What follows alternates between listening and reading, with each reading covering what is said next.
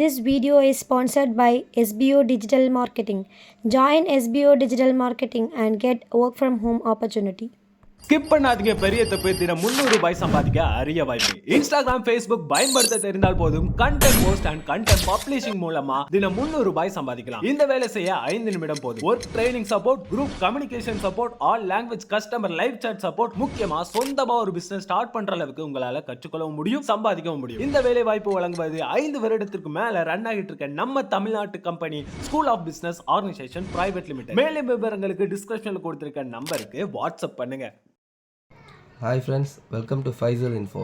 நம்ம சாய்ஸ் அகாடமியோட 120 lesson series பார்த்துட்ருக்கோம். அதில் நம்ம இன்றைக்கி பார்க்க போகிற புக்கு பார்த்திங்கன்னா 11th எக்கனாமிக்ஸ். பொதுவாகவே எக்கனாமிக்ஸு டிஎன்பிஎஸ்சிக்கு பார்த்திங்கன்னா 6th to 10th இருக்குது. ஆனால் வந்து அதில் இருக்க லெசன்ஸை விட 11th 12th தான் ரொம்ப முக்கியமானது. அதில் 11th பார்த்திங்கன்னா எந்தெந்த லெசன்ஸ் இம்பார்ட்டண்டான லெசன்ஸோ அதை எடுத்து வந்து இதில் வந்து நம்ம சாய்ஸ் அகாடமி கொடுத்துருக்காங்க.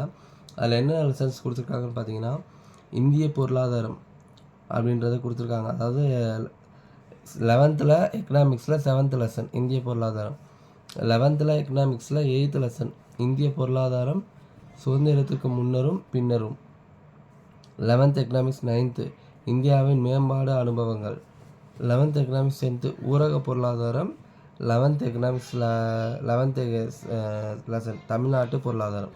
இந்த ஊரக பொருளாதாரம், தமிழ்நாட்டு பொருளாதாரம் வந்து ரொம்ப இம்பார்ட்டண்டான லெசன்ஸ். வந்து 5மே இம்பார்ட்டன்ட் தான். அதில் வந்து பார்த்திங்கன்னா இந்த ஊரக பொருளாதாரமும் தமிழ்நாட்டு பொருளாதாரமும் இம்பார்ட்டண்டான லெசன்ஸ். வாங்க புக்கு உள்ளே போய் பார்க்கலாம் எப்படி இருக்குன்னு. இந்திய பொருளாதாரம் ஃபஸ்ட் லெசன் கொடுத்துருக்காங்க. அது முன்னாடி புக்கு வந்து ஒவ்வொரு லெசனுமே வந்து நீங்கள் இன்ச் பை இன்ச்சாக தான் படித்தாகணும். இப்போ இதில் ஃபஸ்ட் எடுத்தோடனே ஒரு இலக்க முறை பொருளாதாரத்தில் இந்தியா ஒரு உலகளாவிய போட்டியாளராகும் சுந்தர் பிச்சை அப்படின்னு கொடுத்துருக்காங்க. இதெல்லாம் நமக்கு எதுக்கு படிக்கணும் அப்படின்னு நினச்சிட்டு போவீங்க.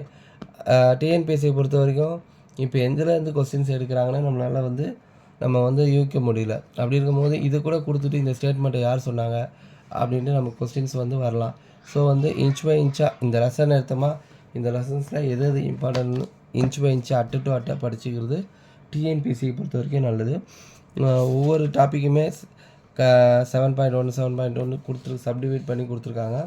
அதில் நமக்கு இதுதான் இம்பார்ட்டன்ட்ன்ற மாதிரிலாம் இல்லை. எது நமக்கு வந்து டேட்டா கொடுத்துருக்காங்களோ அந்த டேட்டாஸை வந்து முக்கியமாக படிச்சுக்கணும். இந்த முன்னேறிய நாடுகளின் இயல்புகள் இதெல்லாம் வந்து அவ்வளோ வந்து தேவை கிடையாது.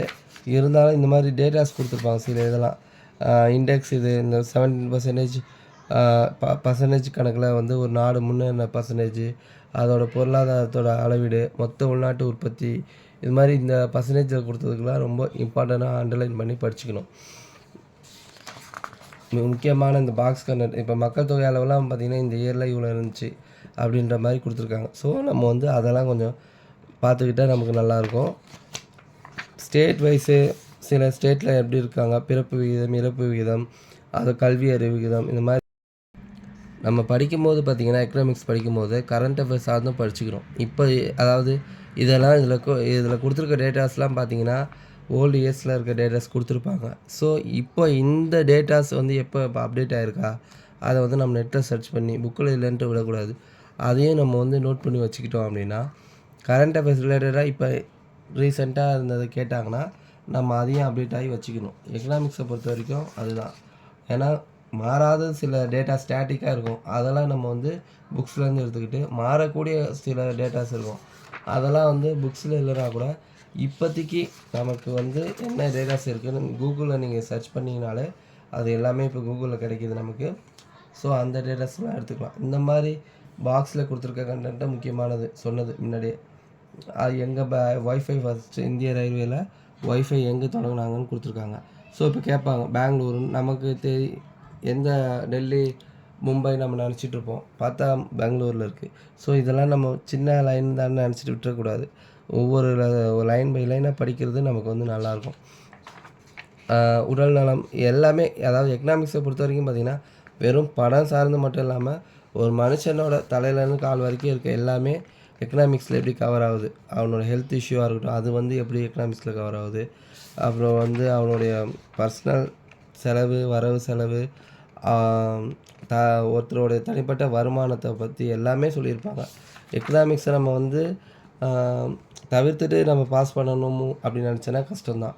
ஏன்னா வந்து 5 கொஸ்டின் தான் கேட்பாங்கன்ற மாதிரி நம்ம நினச்சிட்டு வரக்கூடாது.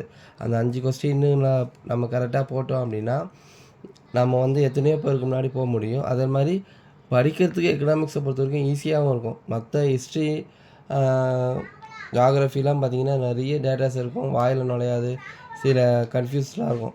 ஆனால் எக்கனாமிக்ஸை பொறுத்த நம்ம டே பை டே நம்ம யூஸ் பண்ணுற அந்த டேர்ம்ஸ் தான் இருக்கும் புக்ஸில். ஸோ அப்போ வந்து நமக்கு ஈஸியாக வந்து நம்ம படிக்க வந்து நமக்கு ஈஸியாக இருக்கும். மற்றபடி இந்த புக்கில் வந்து பார்த்திங்கன்னா அதே தான், ப்ரீவியஸ் இயருக்கு பின்னாடி பேக் சைட் கொஸ்டின்ஸு எல்லாமே கொடுத்துருக்காங்க. ஒவ்வொரு லெசன்ஸுமே வந்து நமக்கு வந்து அந்த 5 லெசன்ஸுமே நீங்கள் எக்கனாமிக்ஸ் ரிலேட்டடாக படிக்கணும் அப்படின்னா இந்த 5 லெசன்ஸுமே நீங்கள் படிச்சுக்கணும். அதுதான் நான் சொல்ல வருது.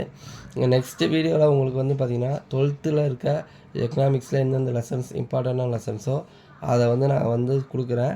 அதை நீங்கள் பார்த்துங்க. மற்றபடி இந்த வீடியோ பிடிச்சிருந்ததுன்னா லைக் பண்ணுங்கள், கமெண்ட் பண்ணுங்கள், உங்கள் ஃப்ரெண்ட்ஸுக்கு ஷேர் பண்ணுங்கள். தேங்க்யூ.